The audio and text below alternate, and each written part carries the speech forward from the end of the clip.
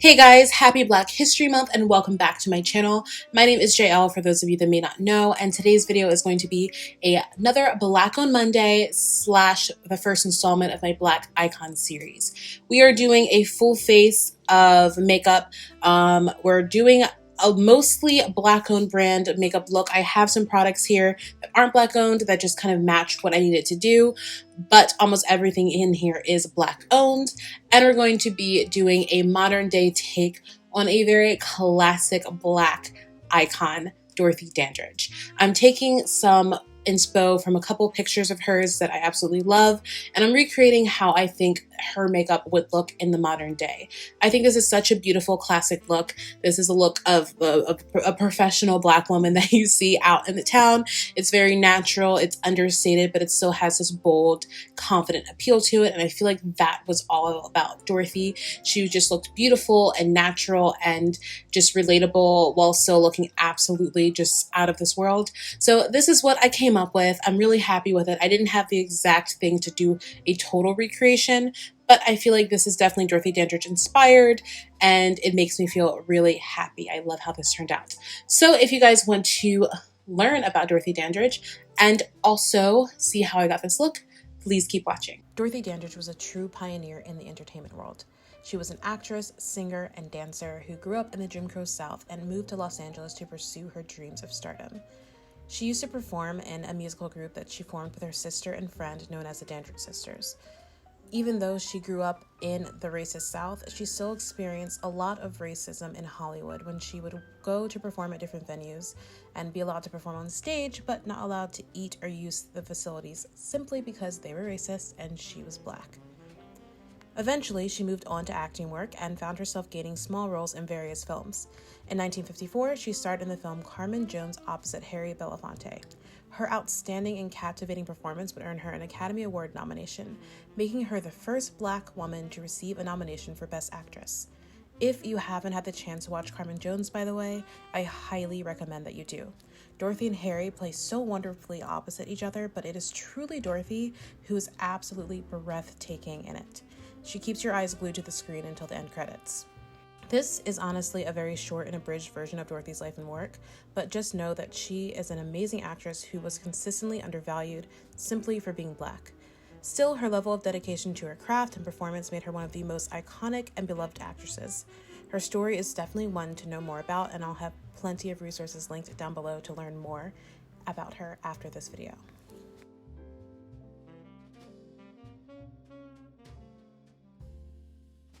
So I already have my brows done. I did them off camera, and I have my lids primed. I use the Crayon Case eye glue stick, the lid primer for that. And now we're just going to go ahead and start with the eyes, which is why you guys are so zoomed in. So again, this is going to be more of like a interpretation, modernized version of a few kind of classic Dorothy Dandridge looks combined. So let's go ahead and get started. I'm picking up my Girl Meets Makeup Bare palette. This palette is absolutely stunning and we love it. So Dorothy didn't really do a lot with her eyes, at least in a lot of the photos that I saw. Obviously, if she was in a film, she was going to be doing makeup a little bit differently depending on the needs of the film. But in general, when you saw kind of those more stylized portraits of her, I feel like her makeup was always very neutral, and that's what we're going to be focusing on. More so the complexion and the face than the eyes, but I am going to do a little something something to kind of combine two of my favorite looks of hers. I want to start off by grabbing a little bit of this like kind of like a chocolate terracotta-y brown shade. This is actually just like a pretty neutral shade on me. It's going to give my eye a little bit of contour, and I'm taking a fluffy brush because I don't need a ton of concentration or anything. And I'm going to start off by just blending this out. I want to concentrate it a bit on the outer edge, pat that into place like that, and then I'm just going to blend.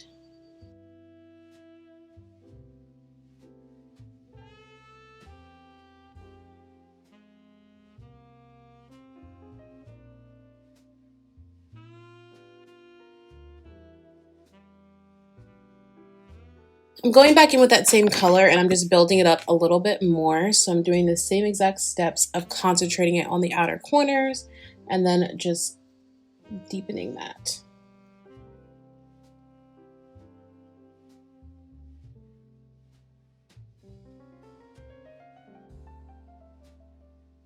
So this is kind of like the extent of a lot of her makeup looks. She did always have it kind of going in more of like a winged V shape.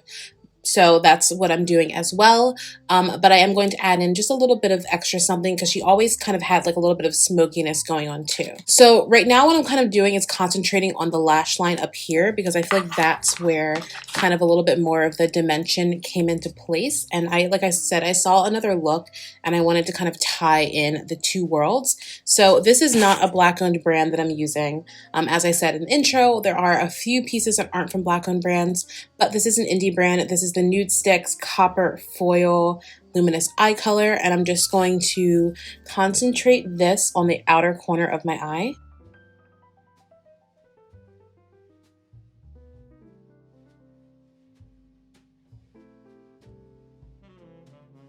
I just did this just to give my shadow a base.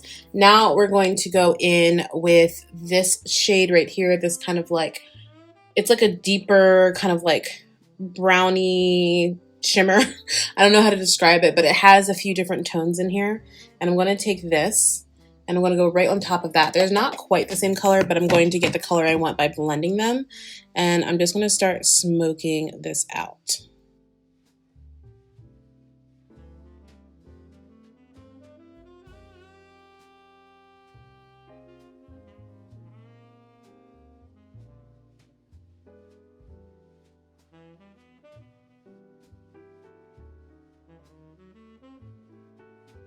Now I'm going to take this pure liner. This is the On Point eyeliner in Down to Earth. It's just this deep brown shade. And I am going to line along here, line along my lash line.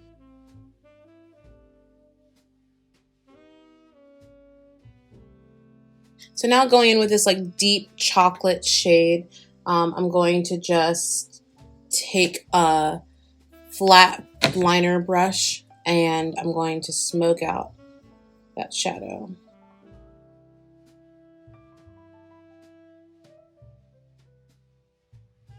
I'm really not trying to be perfect at all. I just want to add a little bit of smoke down here. I don't know how well you guys can see that, but it's literally so subtle. There's a little hint of shimmer here, a little hint of a wing going this way and this way. And that's really about it. That's all we have going on. That's pretty much the eye look. I'm going to add on a lash at the end, but we're going to move on to the face now because, like I said, the main concentration is going to actually be the face. I just wanted to kind of bring in that kind of classic smokiness that she had with a little bit of a twist. All right, to prime my T-zone, I'm going with my Touch in Sol No Problem Primer.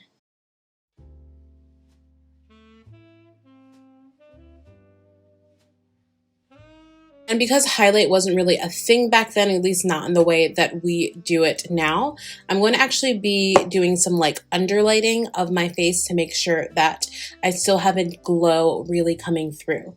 So I'm going to be taking the Danessa Myricks Illuminating Veil in the shade Radiance, and I'm going to be mixing it in with my Pure 4-in-1 Correcting Primer. This is just something that has a lot of moisture to it. So these two together are going to just make the perfect little hydrated glowy base. And I love this product because one, a little bit goes a long way, but two, it just makes everything look so beautiful. And you could totally just wear the Radiance primer by itself and just make yourself look super glowy and hydrated, and it would still look amazing, honestly. So for foundation today, I'm going in with the Black Opal True Color Foundation Stick in the shade Truly Topaz. Y'all already know this is one of my favorites. It was in my favorite makeup products of 2020. If you guys want to see that video, I will have it linked up here. But yeah, definitely love this. Also, fun fact, I just found out that they are starting to sell Black Opal on Ulta Beauty's website and in a few places in store, which is so exciting. So I'm definitely going to be picking up some new stuff. And I don't know if they've announced it yet, but Black Opal is definitely coming out with an eyeshadow palette. If you go on their website, they've redone the website, and on their eye section, in the pictures, it has photos of eyeshadow palettes with the new logo for Black Opal.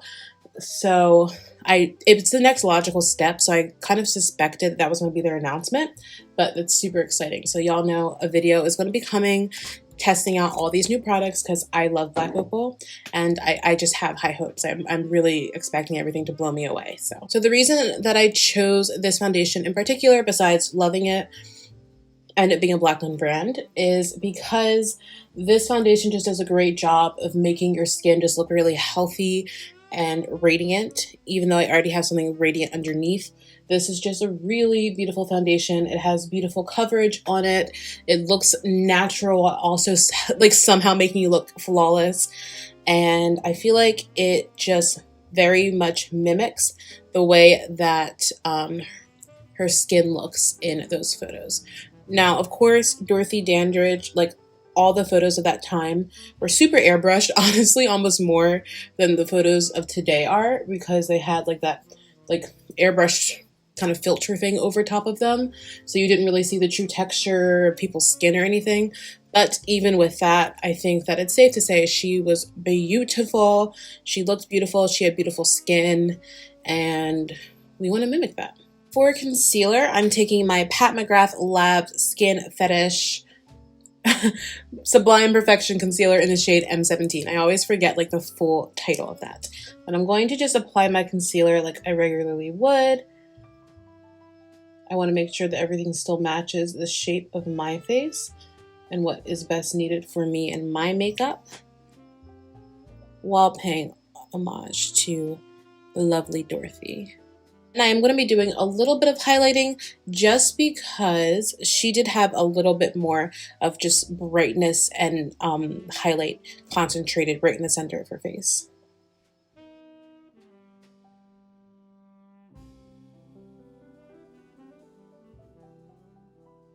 And now I'm going to go in with the Pretty Vulgar Concealer in the shade the middle ground 6-3. I just want to do this just to add like a little teensy bit more concentrated brightness right in that area right there.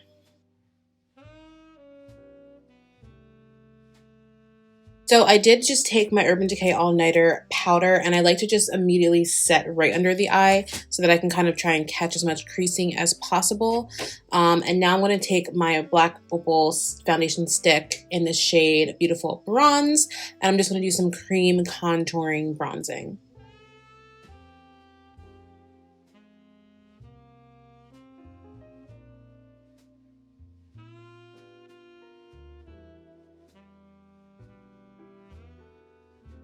And again, as a cream contour or bronze, this is just such a fantastic product to use because it does such a great job of blending out and it looks really natural while giving you the snatched appearance that you need.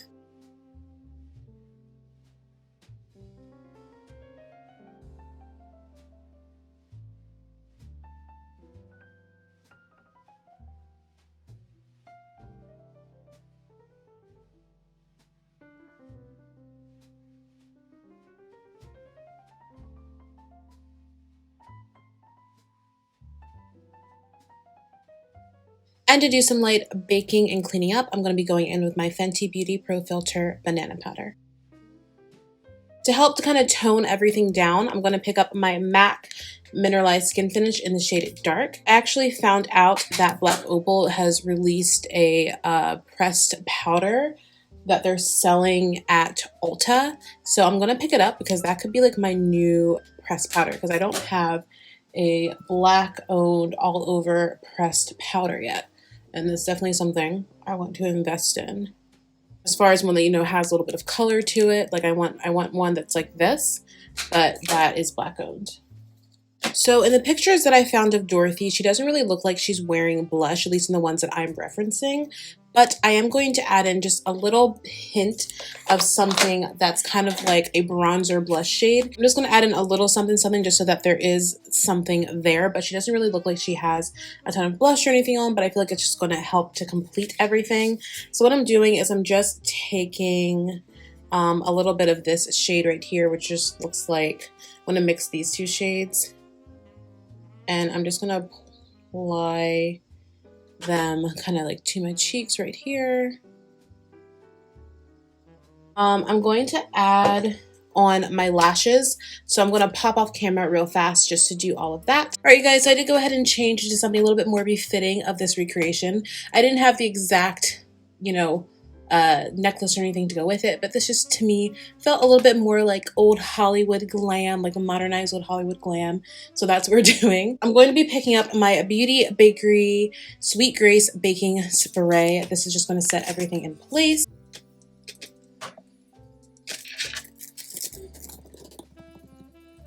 Okay, for lips today, I'm going to be lining my lips with the NYX Professional Lip Liner in the shade Red Tape.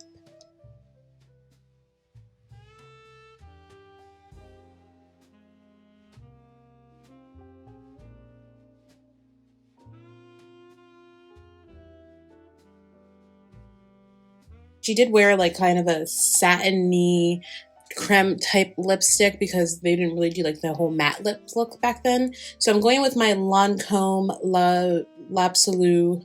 I apologize for butchering this name. My Lancome L'Absolu Rouge lipstick in the shade Rubies 473. It's one of those really cool ones that you pop open.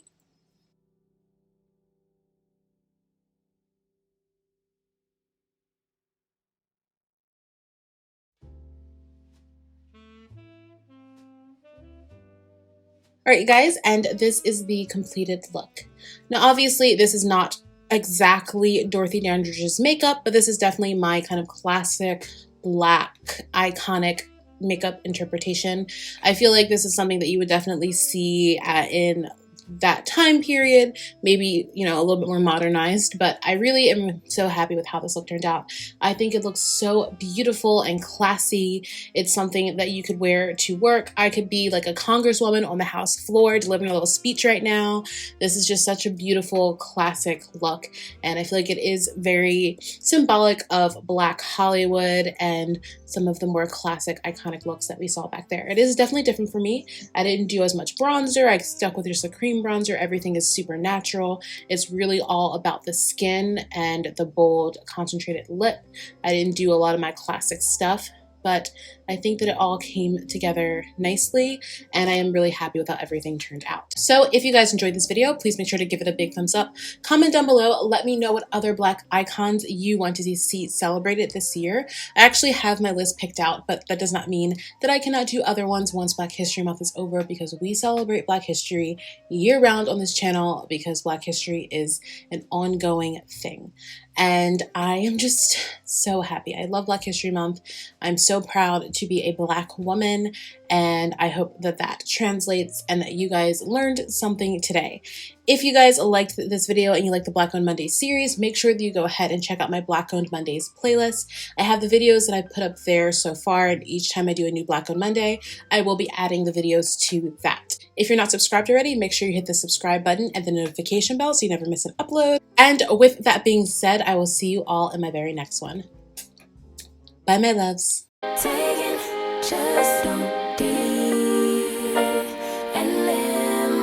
Don't take it personal, we just building. It's my season, lay foundation, make a name for generations. Please and make a, then take a break or a little vacation.